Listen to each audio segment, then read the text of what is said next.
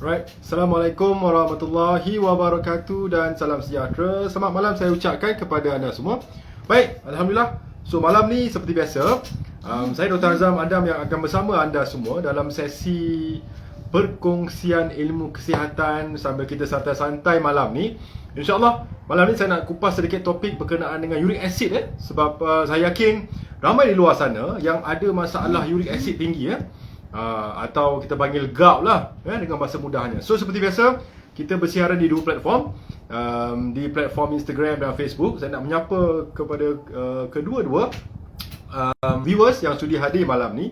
InsyaAllah seperti biasa saya berharap sangat bahawa anda semua dapat sedikit manfaat malam ni, agar sedikit ilmu ni dapat membantulah anda semua. Kalau yang ada masalah gout, kalau ada kenal saudara mara ke sahabat yang ada gout, dengan ilmu malam ni insya-Allah anda boleh bantu mereka, okey? Dan kalau anda pesakit gout, saya doakan juga semoga ilmu ni dapat membantu anda insya-Allah Alright. So saya tak dapat nak sebut nama satu persatu tapi saya sangat menghargai kehadiran anda semua.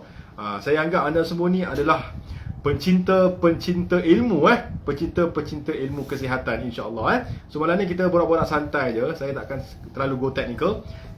Saya cuba what we call this simplify. Okey, permudahkan untuk anda faham Okey. So bila kita bicara tentang uric acid tinggi ni, dia ada istilah nama dia hyperuricemia itu istilah medical lah, iaitu kadar uric acid yang tinggi dalam darah, dalam badan kita lah. Okey. So uric acid ni sebenarnya ia bukan terjadi begitu saja. Okey. Uric acid ni adalah satu byproduct. Ia adalah satu byproduct daripada satu komponen nama dia purin. Jadi sebab tu kalau anda mungkin yang ada gout, kalau pergi ke doktor kan, doktor mungkin suruh ambil makanan, pantang makanan yang tinggi dengan purin. Betul kalau anda semua pernah yang ada gout lah. Sebab apa kena pantang makanan high in purin ni? Okey, sebab purin ni bila dia di metabolize, dia akan bertukar menjadi uric acid. Sebab tu langkah pertama kalau anda kalau anda ada masalah gout, pergi ke klinik, pergi ke hospital, doktor akan suruh anda kurangkan makan makanan yang tinggi dengan purin. Okey. Now, apabila anda ambil makanan yang tinggi dengan purin, okey, makanan tinggi purin kejap lagi saya cerita apa dia Makanan yang tinggi dengan purin, contoh yang paling utama lah, yang paling utama tinggi dengan purin ni biasanya adalah makanan-makanan daripada sumber daging haiwan. Daging lembu, daging kambing kan. Lepas tu organ-organ dalaman, hati, hempedu, semualah organ dalaman tinggi dengan purin Lepas tu itu paling tinggi juga dengan purin ni adalah seperti seafood, udang ikan bilis, kena elakkan. Ikan juga ada beberapa ikan secara general semua ada purin. Tetapi yang antara paling tertinggi dua ikan ni, ikan tenggiri dan ikan herring. Tenggiri kita biasa makan kan. Jadi kalau yang ada masalah uric acid tu kena pantang sikit lah, ambil ikan tenggiri, okey? Right, dan sudah tentu daging kena pantang ikan bilis, udang yang yeast. So yeast ni datang daripada mana? Biasanya daripada kita buat roti jadi kena pantang juga sebab roti juga ada gluten. Gluten juga boleh trigger masalah uric acid ni. Okey. Now, uric acid yang high, yang tinggi makanan yang moderate, yang sederhana uric acidnya, seperti kita panggil poultry atau daging-daging white meat. White meat ni contoh daging ayam lah, daging ayam daging ayam biasanya lah. Okey, pun ada purin juga dan semua ikan ada purin. Sayur-sayur pun anda kena jaga-jaga. Antara sayur yang tinggi dengan purin, sayur bayam sayur bayam, asparagus, cendawan, mushroom pun tinggi dengan purin. Anda kena hati-hati kalau yang tinggi uric acid. Kacang peas tinggi. Alright, dan juga semua kacang maksudnya beans and lentils, termasuklah soya, termasuk kacang tanah, pistachio, almond, badam, apa lagi? Brazil nut, semua tu kena pantang dahulu kalau anda ada masalah uric acid tinggi. Okay, right. Now, itu adalah contoh-contoh makanan lah. Okay, so apa yang berlaku bila anda makan makanan tersebut yang tinggi dengan purin ni, badan kita akan memecahkan purin tu yang daripada makanan tersebut menjadi uric acid. Dan yang menjadi masalah adalah purin ni akan dipecahkan menjadi satu uric acid, dan uric acid ni akan berubah bentuk menjadi monosodium kristal. Urate kristal nama dia. Urate kristal ni lah yang membuat banyak masalah. Dia berkumpul di sendi-sendi. Biasanya gejala orang yang kena gout ni, dia memang pasti first time dia kena dekat ibu jari kaki tu. The big toe kan, kat bawah tu. Sebab dekat situ tempat favourite kristal tu terbentuk. Tapi boleh jadi kristal ni berkumpul di bahagian-bahagian badan yang lain. Di tangan, di siku, di jari kan, di lutut, semua boleh. Okay, kristal urate ni kita panggil Dan bukan sekadar di sendi-sendi, dan kristal urate ni juga akan berkumpul, ada risiko untuk berkumpul di mana? Di ginjal. Maka terbentuklah apa? Terbentuklah batu ginjal. So batu ginjal tu terbentuk daripada makanan yang tinggi dengan purin sebenarnya. So sebab kristalnya sama dengan kristal gout. Kristal yang terbentuk sama dengan kristal yang terbentuk di sendi-sendi, sama dengan kristal yang terbentuk di ginjal, di kidney. Alright. So dua tu tempat yang biasanya kristal gout ni, kristal urate ni berkumpul. Okey, kalau kita bicara tentang gejala dia. Gejala biasanya untuk pesakit gout ni, nombor satu tak lain tak bukan lah Ini memang semua pesakit gout ni akan buat keluhan ini yang paling utama. Nombor satu, extreme pain. Sakit yang sangat-sangat tak tertahan. Kalau yang kena betul-betul tu kan.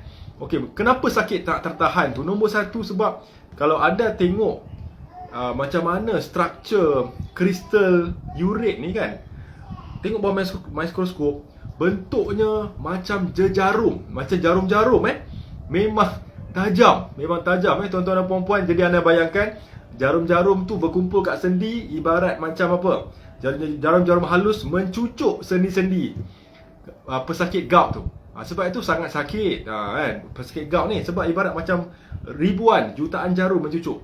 Sebab kita tengok mikroskop, memang begitu bentuknya kristal kristal urate tersebut. Okay, now, so gejala pertama memang sakit. Okay, khususnya di ibu jari kaki, boleh ada di tempat lain. Okay, dan biasanya kalau anda nak check sendiri, ada nama dia the cardinal signs of inflammation. Maksudnya ada 4 tanda-tanda keradangan utama. Cardinal ni yang utama lah. Okay, dia ada dalam bahasa Latin dia rubor, calor, tumor and dolor. Okay, rubor ni apa dia? Kawasan yang tinggi ada yang ada deposit kristal tersebut, uric acid tinggi tu, adalah nombor satu, kawasan tersebut mesti merah. Berubah warna, rubor warna berubah merah. Okay, kemudian calor, kalau anda sentuh bahagian tersebut rasa panas, hangat-hangat. Panas, menandakan di situ ada berlakunya keradangan. Nombor 3, tumor. Mungkin di tempat yang ada pengumpulan kristal urate atau uric acid tersebut akan ada bengkak, tumor, bengkak. Dan terakhir, nombor 4, dolor, iaitu sakit. So ini 4 cardinal signs of inflamasi, kita panggil inflammation. Okay, so itu antara tanda dia. Dan kalau pesakit gout yang teruk ni, ada yang sampai demam So demam juga merupakan salah satu daripada gejala gout. Okay, next adalah ada beberapa pesakit yang gout kronik akan mengalami terbentuknya tophi. Tophi ni maksudnya kristal urate tu dah berkumpul terlalu lama, dia mengeras seperti batu dah. Mengeras seperti batu dah. Namanya tophi. Dan ini akan mengganggu sendi-sendi kan. Dia akan mengganggu struktur tulang. Ada yang sampai dah bersebati dengan tulang dah. Dia dah kacau dah tulang tu dystophy ni. Okey. Kenapa ini boleh berlaku sebenarnya? Okey, saya nak bagi anda pemahaman macam mana boleh ini berlaku. Ada dua kemungkinan. ada dua penyebab kenapa uric acid boleh berlaku. Nombor satu adalah badan kita terlalu banyak menghasilkan uric acid daripada purin. Ialah daripada mana? Daripada pemakanan lah. Nombor satu sebab too much uric acid production. Atau nombor dua kemungkinannya adalah keupayaan badan kita untuk detox, atau istilahnya excrete, untuk detox uric acid ni menurun, berkurang. Sebab badan kita dijadikan secara fitrahnya, lumrahnya Allah jadikan ada keupayaan untuk detox secara alami. Istilahnya excrete. Excrete ni ada satu sistem, nama dia organ excretory system. Contoh dia apa? Organ detox ni, bahasa mudah dia detox lah. Contohnya macam ginjal kita, kita punya usus besar, kita punya hati, kita punya kulit pun termasuk excretory system, dan paru-paru kita. Jadi kenapa organ-organ tersebut dipanggil excretory system? Sebab ianya organ-organ detox. Daripada kidney, daripada buah pinggang, cara badan untuk mengeluarkan bahan-bahan kotor atau bahan-bahan buangan ni daripada apa? Daripada urine lah, air kencing. Kalau usus besar, daripada najis, mengeluarkan badan, detox badan daripada najis. Kalau kulit macam mana tuan-tuan dan puan? Daripada kita berpeluh. Berpeluh juga adalah satu sistem excretory detox sistem. Kalau paru-paru macam mana? Paru-paru adalah satu keadaan sistem di mana badan detox bahan-bahan kumbahan melalui pernafasan udara. Udara yang kita hembus tu juga mengandungi banyak toksin sebenarnya. Walaupun minimum, termasuk jugalah satu mekanisme untuk detox badan. So cukup istimewa badan kita ni, setiap organ bermampu untuk mendetox badan kita secara alami. Alright. Now, kemudian jadi ada dua kemungkinan, sama ada salah satu penyebab yang menyebabkan uric acid tinggi dalam badan, atau gabungan kedua-duanya. Badan terlalu banyak menghasilkan uric acid, hasil daripada diet kita yang terlalu tinggi purin, dan digabungkan pula badan kita rendah keupayaan untuk detox, untuk excrete uric acid yang dihasilkan. Disebabkan apa biasanya? Penyebab itu nombor satu untuk mereka yang ada masalah buah pinggang, CKD.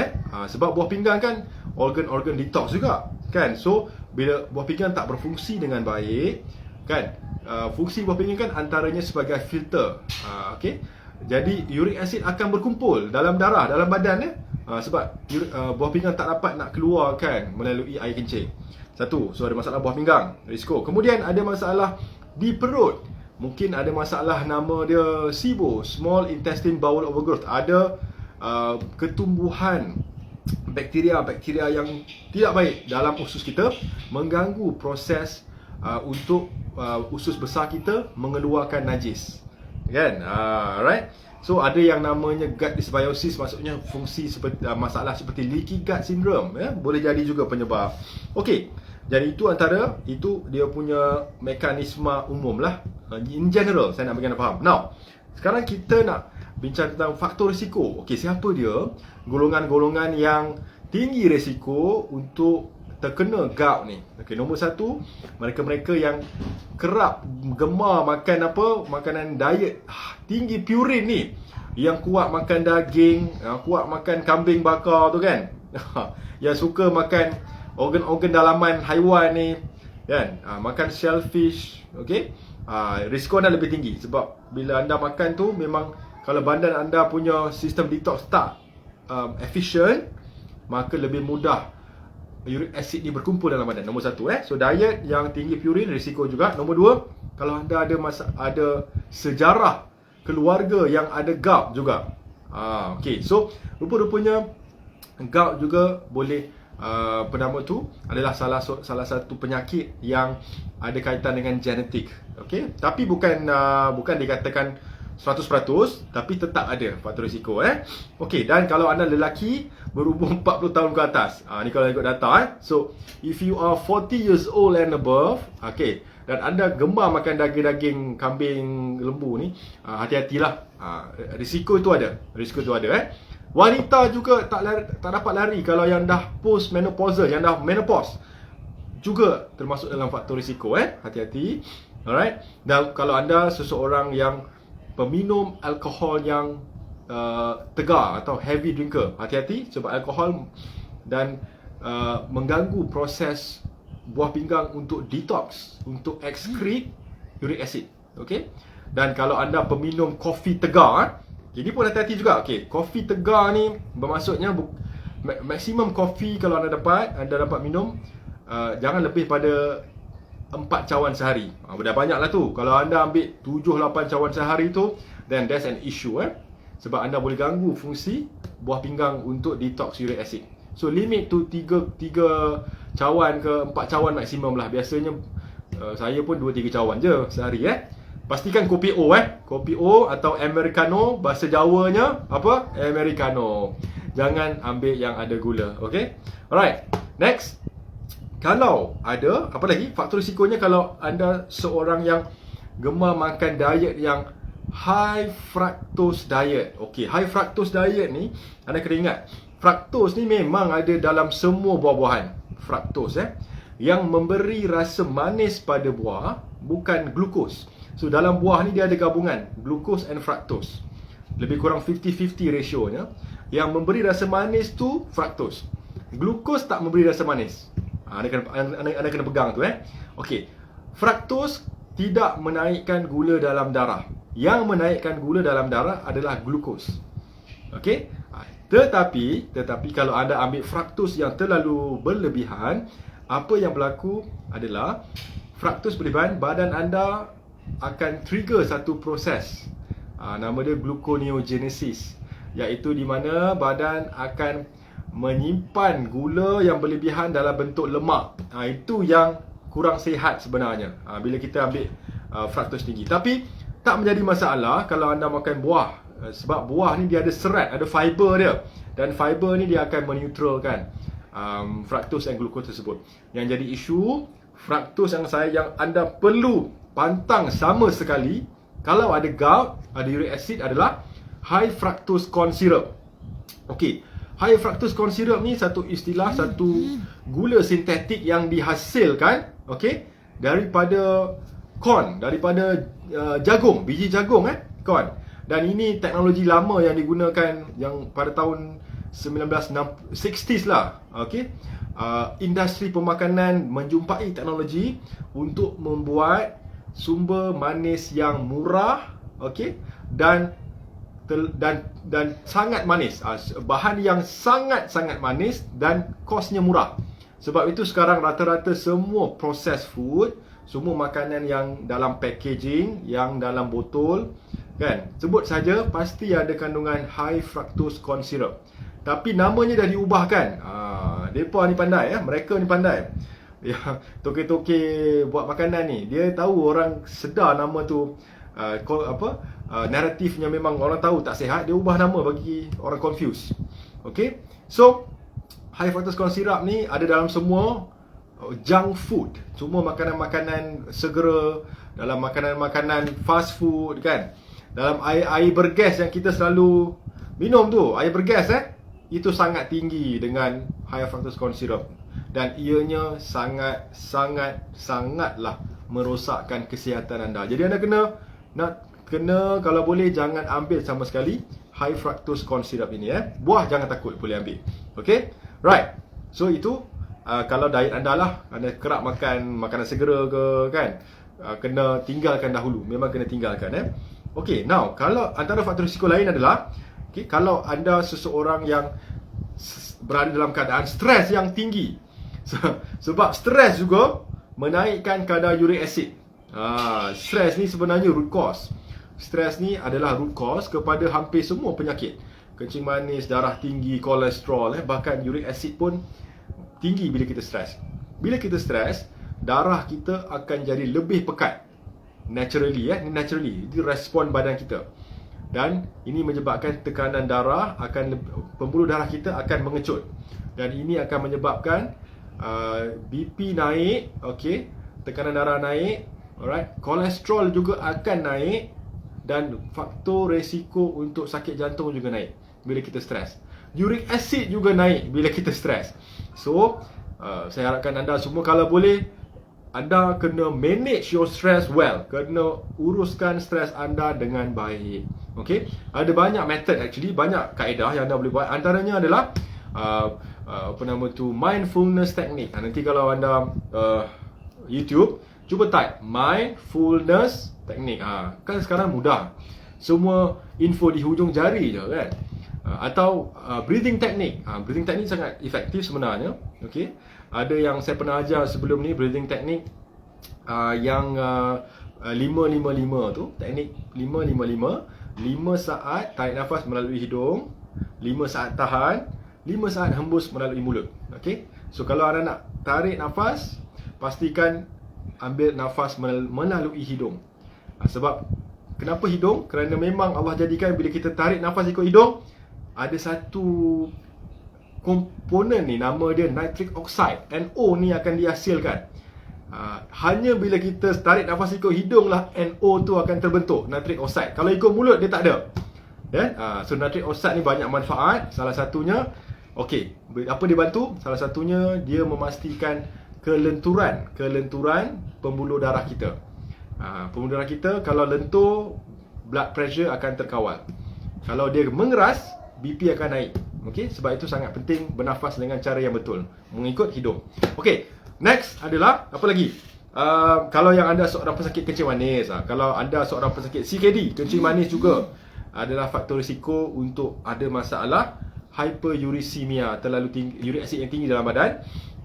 Dan rupa-rupanya kalau anda seorang pengidap kencing manis, ada masalah anemia, kurang darah, kan? Leukemia, limfoma kan, juga adalah faktor risiko. Lebih mudah uric acid berkumpul dalam darah anda. Dan ini terakhir ni adalah kalau anda sedang mengambil ubat-ubatan jenis yang namanya diuretics, pelawas kencing. Pelawas kencing ni seperti furosemide. Furosemide, Lasix. Hati-hati Saya bukanlah suruh minta anda suruh stop, tapi cek dengan doktor yang merawat anda di hospital sama ada ubat ini mungkin menyebabkan uric acid tinggi. So you have to check. Yang saya bagi ni hanya info, anda kena bincang dan rujuk dengan doktor yang merawat anda. Kemungkinannya ada kalau anda seorang pengambil ubat pelawas kencing dengan long term, tahan lama, kadar lama. Next adalah beberapa jenis antibiotik juga boleh meningkatkan risiko uric acid tinggi. Dan insulin juga. Kalau anda seorang pesakit kencing manis yang sedang mengambil insulin, risiko itu juga ada. Risiko ada. Jadi berbincang dengan keluarga anda, dengan doktor anda. Dan low dose aspirin, jenis-jenis pencair darah. Pencair darah juga beberapa jenis boleh menyebabkan uric acid tinggi dalam badan. Jadi bincang dengan doktor anda. Alright, so itu adalah faktor risikonya. Sekarang kita nak bincang, kita dah tahu faktor risiko. Sekarang cara dia macam mana? Cara dia macam mana kita nak cuba kawal uric acid dalam darah kita ni, dalam badan kita ni secara alami. Alright? So number one, antara cara saya nak ajar anda adalah anda kena pastikan minum air dengan mencukupi setiap hari.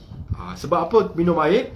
Bila kita minum air, apa yang berlaku adalah kita akan flush out uric acid yang ada dalam tubuh badan kita melalui buah pinggang terus dalam bentuk air kencing. Kita flush out uric acid yang berkumpul di buah pinggang keluar melalui air kencing. So antara formula keperluan intake asupan harian air yang anda perlu minum adalah berat badan dikali dengan 30. Berat badan anda, contoh kita bagi 70 kg, dikali dengan 30 dapat berapa? 2100 ml. So 2100 ml kita convert kepada liter, 2.1 liter, dalam 2 liter lah.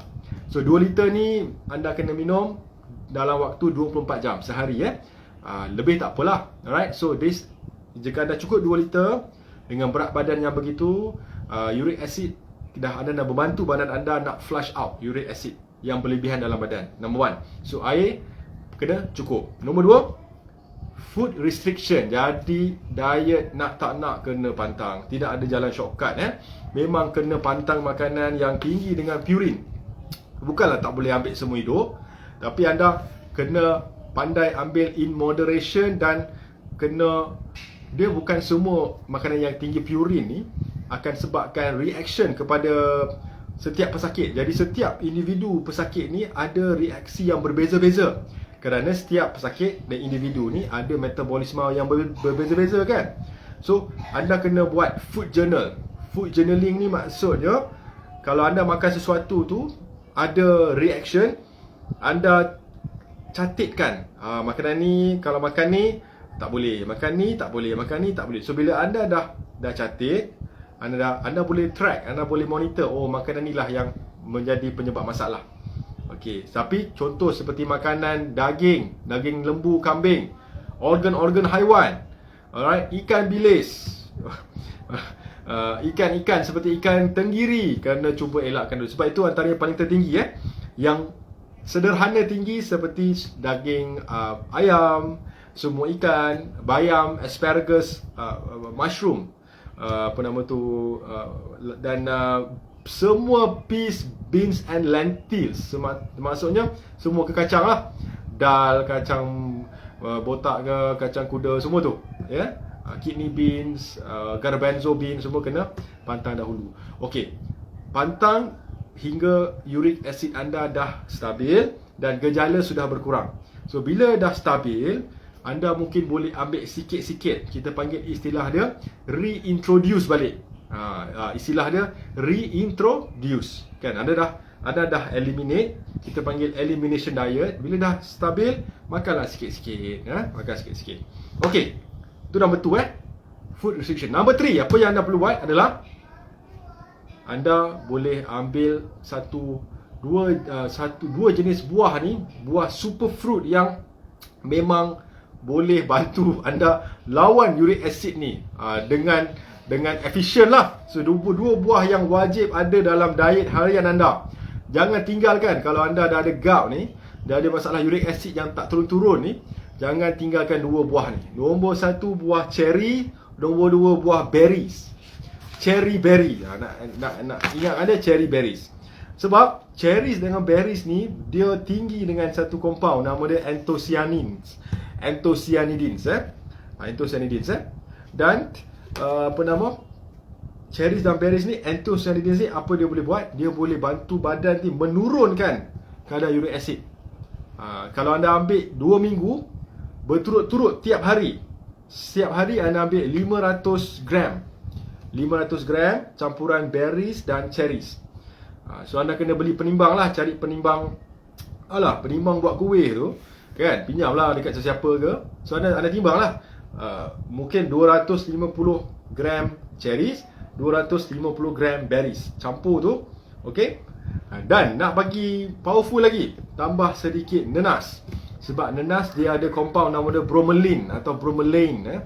Bromelain pun boleh bantu untuk kurangkan uric acid. So dah gabung cherry, blueberries ke, ada nama dia blueberries, blackberries, semua boleh. Cherries, nenas, ambil selama 2 minggu, setiap hari berturut-turut, anda akan nampak kesan penurunan uric acid secara drastik. Okey, tapi dah tentulah anda kena jaga makan. Kalau anda duk melantak daging lah, organ lah, paru lah, memang tak jalan lah. So kena gabungkan. Jaga makan juga, ambil berries, okey? Barulah dia efektif. Okey, next adalah vitamin C.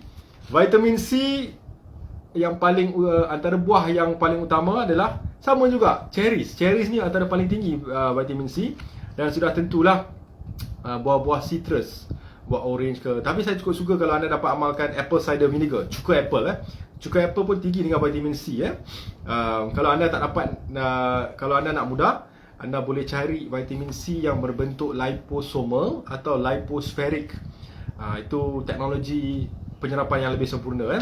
Liposomal atau lipospheric. Brand dia ada banyak jenis lah. Okey, 1000 mg, 1000 mg sehari.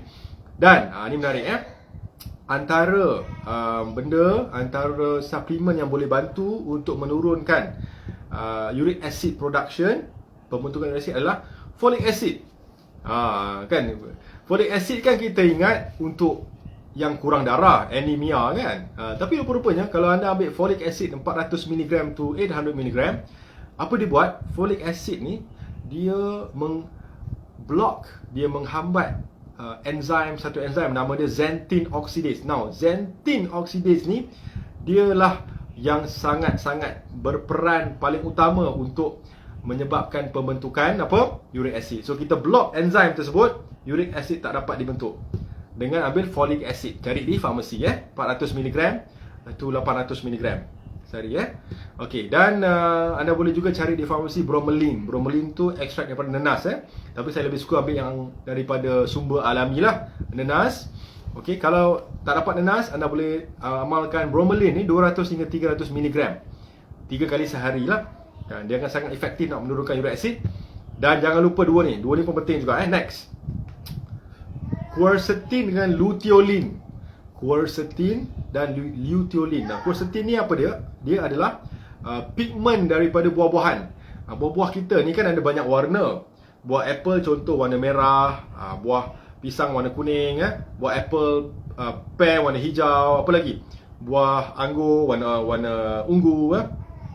Pigmen-pigmen, warna-warna tersebut disebabkan oleh pigmen. Kan, pigmen-pigmen warna. Nah, pigmen warna itulah yang ada komponen phytonutrien yang dinamakan quercetin ni. So antara yang paling tinggi dengan quercetin ni adalah buah-buahan citrus, buah orange, buah watermelon, buah tembika berries and cherries juga. Berries and cherries ni sebab tu saya cakap dia bukan setakat tinggi anthocyanidins, dia tinggi juga dengan quercetin ni. So berries and cherries jangan tinggal. Buah apple kan, dan onions, bawang besar pun tinggi dengan quercetin, boleh amalkan setiap hari. Dan brokoli juga tinggi dengan quercetin Okey. Luteolin. Luteolin ni sama juga. Luteolin ni anda kalau boleh cari di farmasi lah, sebab nak dari sumber makanan tak berapa cukup dosnya. Luteolin ni ejaan dia Luteolin. Luteolin anda cari perlukan 100 mg setiap hari. Tapi kena dikombinasikan dengan quercetin tu. Quercetin tu ejaan dia Quercetin.